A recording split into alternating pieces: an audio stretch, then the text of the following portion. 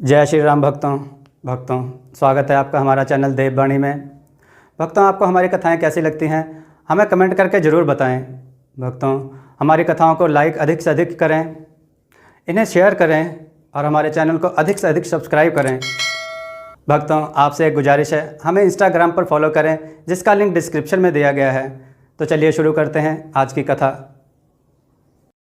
जय श्री राम भक्तों, सवालों की श्रृंखला में आप सबका स्वागत है। आज का प्रश्न है, राजा सगर के पुत्रों को किसने श्राप दिया था? अपने उत्तर वीडियो में कमेंट करके अवश्य दें। चलिए आज की कथा श्रवण करते हैं। आज की कथा है चतुर रानी और चोर बनिया। आइए कथा श्रवण करें। बहुत समय पहले की बात है। किसी नगर में एक राजा राज करता था। समय के साथ साथ वह राजा और उसकी पत्नी बूढ़े हो चुके थे। उनका एक बेटा था, वह बहुत ही दुराचारी था। उन्होंने अपने बेटे को राजगद्दी सौंप दी थी। उन्होंने जैसे ही अपने बेटे को राजा बनाया, उसकी दुराचारियां दिन प्रतिदिन बढ़ती गईं। वह अपनी प्रजा के साथ बहुत ही अत्याचार करता था। उसके बूढ़े माता पिता ने सोचा कि राजा की शादी हम ऐसे लड़की से करेंगे जो सुशील और सुलक्षणा हो। उनको एक लड़की मिल भी गई। दूर के एक राजा की बेटी थी। वह बहुत ही प्रतिभाशाली और सर्वगुण संपन्न थी। उन्हें वह लड़की गीता बहुत पसंद आई। उस लड़की को अपनी बहू के रूप में उन्होंने चुन लिया। उन्होंने अपने बेटे प्रताप की शादी गीता से कर दी।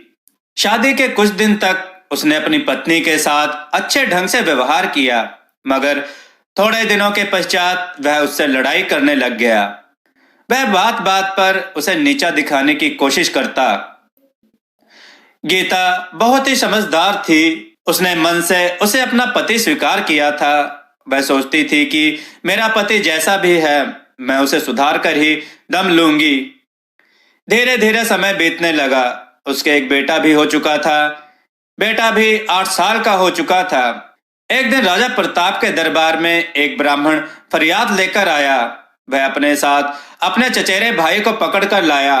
बोला, इसने मेरे सोने के आभूषण चुरा लिए हैं। सत्या बोला, मैंने इसके सोने के गहने नहीं चुराए महाराज। एक झुमका पता नहीं मेरी कमीज में फंसा हुआ था, कहां से आ गया? राजा बोला, अपने आप से तो सोना नहीं आ सकता। तुमने ही अपने चचेरे भाई के गहने चुराए हैं। जल्दी से सच सच बताओ, वरना तुम्हें कोड़े लगाए जाएंगे।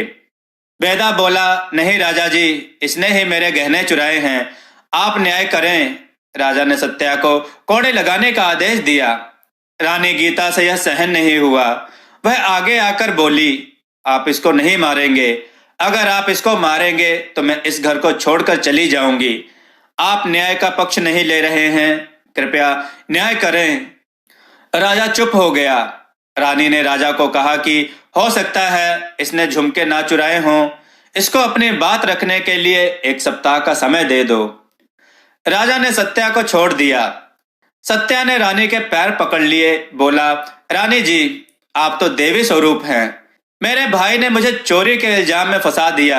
मैं सच कहता हूं, मैंने चोरी नहीं की। मेरा भाई झूठ कहता है। रानी ने सत्या को कहा कि जब वह तुझे लेकर आ रहा था तो कोई तुझे रास्ते में तो नहीं मिला था? जरा याद करो। वह बोला, हाँ हाँ, मुझे एक बनिया मिला था। वह मुझसे टकरा गया था। क्या तुम उस बनिया को पहचानते हो? सत्या बोला, हाँ रानी जी।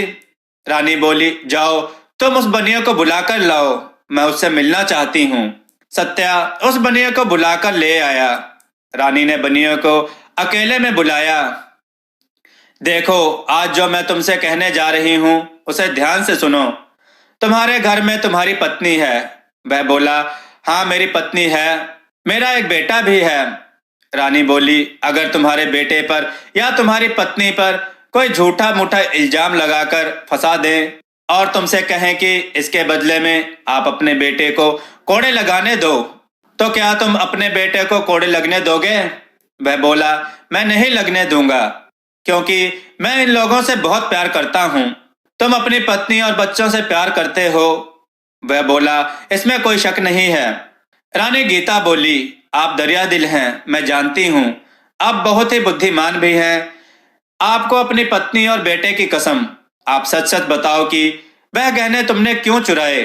मुझे पता चल गया है, क्योंकि जब तुम सत्या से टकराए तो एक झुमका सत्या के कमीज में फंस गया था। बनिए ने वह झुमका सत्या की जेब में चुपके से डाल दिया था। उसने सोचा क्यों न मैं चोरी का इल्जाम सत्या पर लगा दूं। सत्या ने गहने नहीं चुराए हैं। बनिया बोला, रानी जी आप राजा को मत बताइएगा, मैं सारे गहने लौटाना चाहता हूँ। यह सब मैं सच बोल रहा हूँ। इसने गहने नहीं चुराए। गहनों की गठरी को देखकर मुझे लालच आ गया था। उसी वक्त सत्या वहां से जा रहा था। मैं जानबूझकर सत्या से टकरा गया और उसके कमीज में एक झुमका डाल दिया ताकि ऐसा लगे वह चोरी करके भाग रहा है। बनिए ने गहने रानी को दे दिए। रानी ने गहने बेदा को दिए और कहा, चोरी का इल्जाम लगाने से पहले सोच लेना चाहिए। क्या कभी तुम्हारा भाई चोरी कर सकता है? तुमने तो इसे कोड़े लगवा दिए थे। राजा ने सत्या को छोड़ दिया। राजा प्रताप का दुराचार फिर भी कम नहीं हुआ। एक दिन राजा दरबार में एक कर्मचारी को बिना किसी अपराध के कोड़े लगाने जा रहा था। राजा बिना सोचे उसे कोड़े लगाने ही वाला था। रानी ने अपने बेटे को कहा कि इस आदमी को बचाने के लिए, बेटा तुम उस आदमी को बचाने के लिए उस आदमी के आगे खड़े हो जाओ। जैसे ही राजा कोड़े लगाने लगा, राजा का बेटा आकर बोला, पहले मुझे मारो, मैं उसको कोड़े मारने नहीं दूंगा। राजा अपने बेटे को बहुत प्यार करता था। उसने कोड़े लगाना छोड़ दिया। राजा का बेटा अपने पिता के पास आकर बोला, जब आप बूढ़े हो जाएंगे मैं भी आपको ऐसे ही कोड़े लगाऊंगा। अपने बेटे की बात सुनकर राजा हैरान हो गया। उसने सपने में भी कभी नहीं सोचा था कि उसका बेटा यह सब कहेगा, और उसे तब कहीं जाकर अपनी गलती का एहसास हुआ। उस दिन के बाद राजा ने अन्याय करना छोड़ दिया। बेटे ने अपने पिता को सीख देकर सुधार दिया। रानी गीता से भी राजा प्रताप ने माफी मांगी। रानी ने अपने बेटे को गले लगा लिया। दोस्तों, आपको यह कथा कैसी लगी? अपने विचार और सुझाव कमेंट में जरूर दें। हमारी कथाओं को लाइक करें, हमारे चैनल को सब्सक्राइब करना ना भूलें। हमारी कथाओं को शेयर जरूर करें जिससे लोगों को अच्छा ज्ञान प्राप्त हो। जय श्री राम भक्तों।